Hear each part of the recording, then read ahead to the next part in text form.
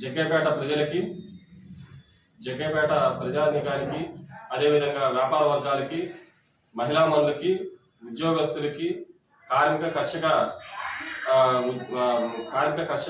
కర్షకులకి, సామాజిక కార్యకర్తగా మెడికల్ శ్రీనివాసరావు గారు నూతన సంవత్సర శుభాకాంక్షలు తెలియజేస్తున్నారు. ఈరోజు ఆంధ్రప్రదేశ్ రాష్ట్రంలో 2024 సంవత్సరంలో కొన్ని విషయాల్లో ఇబ్బంది పడి కొత్త నూతన ప్రభుత్వాన్ని ఏర్పాటు చేసుకోవడం జరిగింది. ఈ నూతన ప్రభుత్వంలో మనకి ప్రజలు బాగుండాలని చెప్పేసి ఈ నూతన సంవత్సరం సందర్భంగా నేను తెలియజేస్తున్నాను. ఎందుకంటే ఈరోజు నూతన సంవత్సరంలో పాత వరవడిని తగ్గించి నూతన ప్రభుత్వం ఈ రోజు ఉన్న పరిస్థితిలో జగ్గైపేట ప్రాంతంలో వ్యాపార అభివృద్ధికి చేయాలని చెప్పేసి నేను కోరుతున్నాను. అదేవిధంగా జగ్గైపేట ప్రాంతంలో ప్రధానంగా పొల్యూషన్ సమస్యని నివారించాలని చెప్పేసి కోరుతున్నాను.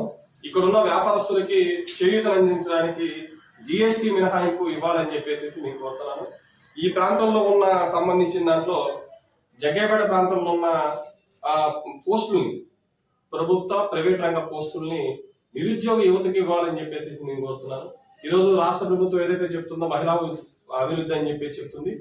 ప్రభుత్వ పథకాలు మహిళా అభివృద్ధికి, అదేవిధంగా యువతకి ఉపయోగపడాలని చెప్పేసి నేను కోరుతున్నాను. అదేవిధంగా దీనికి సంబంధించిన దాంట్లో నేను ఇంకో విషయం చెప్పదలుచుకున్నాను. విద్యా వైద్యం పూర్తిగా ఉచితంగా రాష్ట్ర ప్రభుత్వం అందించే ప్రయత్నాలు చేయాలని చెప్పేసి నేను తెలియజేస్తున్నాను. ఏదన్నా సరే ఈరోజు ఈ సంవత్సరం ఆర్థికంగా బలపడాలంటే కార్మికులు, కర్షకులు, ఉద్యోగస్తులు, అదేవిధంగా స్కీమ్ వర్కర్లు, కాంట్రాక్ట్ అవుట్సోర్సింగ్ కార్మికుల యొక్క జీతాలు పెంపుదల చేసి ఈ సంవత్సరంలో వాళ్ళ కళ్ళల్లో వెలుతురు చూడాలని చెప్పేసి నేను తెలియజేస్తున్నాను.